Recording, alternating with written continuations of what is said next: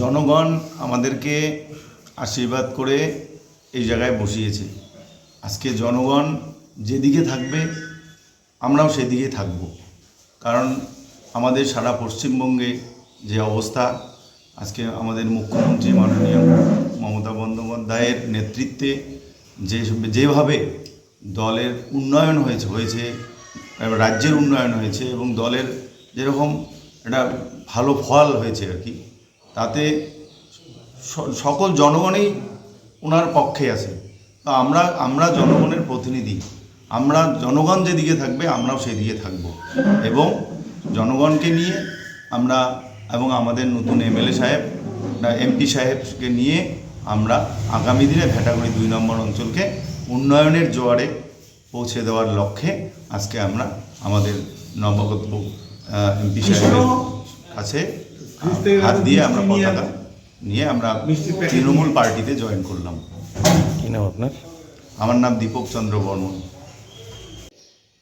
কারণ যারা এখানে আজকে আসছে তারা অনেকেই একসময় আমাদের তৃণমূল কংগ্রেসে ছিলেন এবং কোনো কারণে তারা আমাদের দল থেকে বা টিকিট না পাওয়ার জন্য বিজেপিতে গিয়ে যোগ দিয়েছেন এবং একটা সময় ভেটাগুড়িটা বিজেপির একটা দুর্গ তৈরি হয়েছিল এবং যেভাবে মানুষের উপর ভয় দেখিয়ে তাদের জোর করে বিজেপিতে নাম লিখিয়েছিল, আজকে তারা বুঝতে পেরেছে যে নিশীথ প্রামাণিক যেভাবে মানুষের উপর অত্যাচার করেছে, এমনকি দলীয় যারা কর্মী এখানে উপপ্রধান সহ অনেকের কাছে শুনলাম যে ওদেরও এলাকায় পঞ্চায়েতদের উপপ্রধানকে এমনকি তাকে শারীরিকভাবে নির্যাতন করেছে বিজেপিরই সদস্যরা।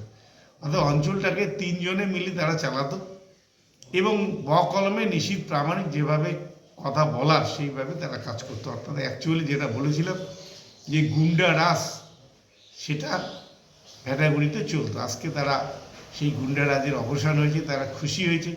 তাই আজকে সকাল সকাল উপপ্রধান সহ 9 জন বিজেপির পঞ্চায়েত সদস্য তারা এসে আমার কাছ থেকে, আমার হাত থেকে তারা তৃণমূল কংগ্রেসে যোগ দিলেন।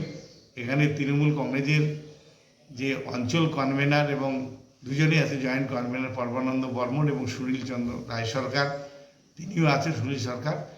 আমরা তাদের উপস্থিতিতে তাদের দলে অন্তর্ভুক্ত করে নিলাম।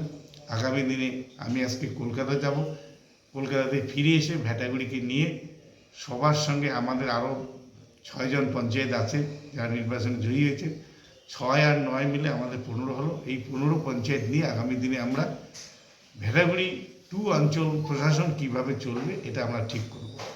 আমরা যদিও এখানে প্রধান নেই, আমরা সেই প্রধানকে আমরা অন্তর্ভুক্ত করছি না। আমরা 9 জন পঞ্চায়েত সংখ্যাগরিষ্ঠ হলে আগামী দিনের সমস্ত কিছু আমরা প্রধানকে বাধ্য করব সে তার পদ থেকে পদত্যাগ করতে এবং তারপরে আমরা পুনরায় সেখানে প্রধান গঠন করব। খুব তাড়াতাড়ি সেই কাজটা আমরা করব।